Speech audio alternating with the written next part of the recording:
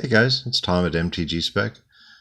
This was something I acquired recently from a very nice Vietnam veteran who was doing a yard sale and was coming into the store to inquire about, bags and boards and storage. And he was selling a bunch of comics and all kinds of stuff.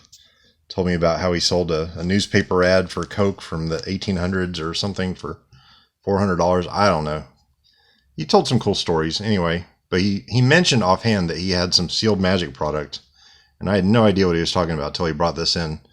And boy, did this bring back a lot of memories when I saw it. First of all, it's got solitaire magic, which is when creeps like me with no friends just look at their reserve list cards. I think that's the rules. Art by Melissa Benson, who, by the way, a lot of the original artists for Magic are doing this new sorcery game that's on Kickstarter that Rudy's going to be carrying. Anyway, I saw Anson Maddox's name on there and I got kind of excited, but not enough to pre-order, but just want to make you aware of that. But yeah, counters and tokens for use with Fallen Empires. Plus cards from Illuminati. Oh man, let me take a look. All right, so somewhere in here I'm promised cards from Illuminati. What is this other garbage? Oh, it's a Fallen Empires pack. So this takes me back. First of all, these tokens are cute. Saprolings, Citizens, Thrall, with obviously art by the great Anson Maddox. He has such a distinctive style. You can just tell his stuff right away. That'd be a cool thumbnail. So this is my one and only exposure, as the investors say, to sealed reserve list Magic. And it's kind of cool that it's in the magazine too, because that means nobody went through the pack and fiddled around with it to see if they could. Some of the old packs you could see through and be able to like lift up the rare with your fingernail and be able to see it, which actually probably wound up damaging a lot of the cards as well.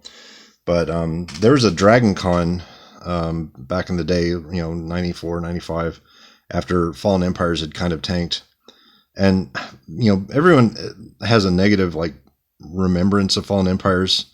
The kind of the behind the scenes thing that happened was that for the longest time, when people, meaning stores, were ordering antiquities and legends and all this stuff, they would get severely allocated from the distributor. So they would just keep upping their order each and every time, hoping to get a percentage of what they had ordered. But when Fallen Empires came around, they overprinted the hell out of it, and there were 8 cards per pack, so there were tons of boxes out there with tons of cards. But anyway, they apparently fulfilled a lot of the orders 100%, which is no one was planning on. So a lot of these local stores were hit with enormous bills. The product was not particularly popular even at the time. I remember at a Dragon Con, this magazine, Duelist magazine, there were stacks of these, and not just any version. The version that has the Fallen Empires packs. There were stacks of these at the WotC booth.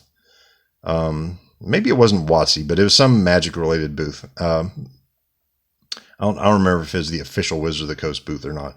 But they would just have stacks of these, and about every hour, I would just go by and just grab a magazine and crack a pack of Fallen Empires. There's nothing special about it. Now, what I traded the gentleman for to get this was I bought from the store a golden size bag and board combo, which is about $34 of cachet, I guess. Anyway, we traded, and looking at the value now, like a sealed Duelist with the Fallen Empires, it's going for about $35. So it was I believe it was a fair trade. I hope it was a fair trade. He asked me, he's like, well, are you gonna open it? I was like, no, never.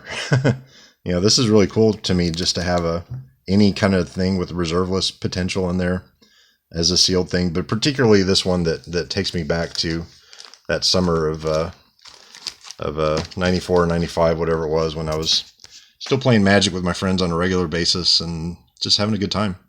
So anyway, that's my little nostalgic story about the Duelist. Was this Volume 2, Issue 1? What did they call this issue? Duelist number 4.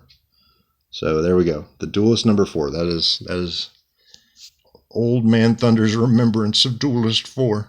All right, see you guys.